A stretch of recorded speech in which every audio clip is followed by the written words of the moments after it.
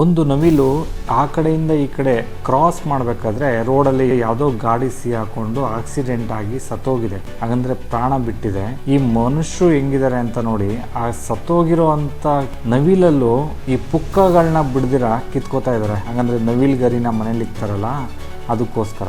ಎಂಥ ಮನಸ್ಥಿತಿ ಇರಬೇಕು ಇಂಥ ಜನಗಳು ನೋಡಿ. ಅಟ್ಲೀಸ್ಟ್ ಅದನ್ನ ತಗೊಂಡು ಸೈಡ್ಗೆ ಹೋಗಿ ಒಂದು ಗುಂಡಿ ತೋಡಿ ಕ್ಲೀನಾಗಿ ಮಣ್ಣು ಮಾಡೋದ್ ಬಿಟ್ಟು ಈ ತರ ಗರಿಗಳನ್ನ ಕಿತ್ಕೊಂಡು ಕೂತವ್ರೆ ಅಂತ ಅಂದ್ರೆ ಯಾವ ಮಟ್ಟಕ್ಕೆ ಇವ್ರ ಮನಸ್ಸಿರ್ಬೇಕು ಅಂತ ಲೆಕ್ಕ ಹಾಕೊಳ್ಳಿ. ಏನಾದ್ರೂ ಮನುಷ್ಯ ಏನಾದ್ರೂ ಸತ್ತ ಅಂತ ಅಂದ್ರೆ ಅವನ ಹತ್ರ ಇರೋ ದುಡ್ಡೇನಾದ್ರು ಅಂಟ್ಕೊಂಡ್ಬಿಟ್ಟಿದ್ರೆ ಬಾಡಿಗೆ, ಬರೀ ದುಡ್ಡು ಕಿತ್ಕೊಂಡು ಹೋಗ್ತಾರೆ ಹೊರತು ಅವ್ನ ಬಾಡಿನ ಮಣ್ಣು ಮಾಡಲ್ಲ ರೀ ಇವರೆಲ್ಲ.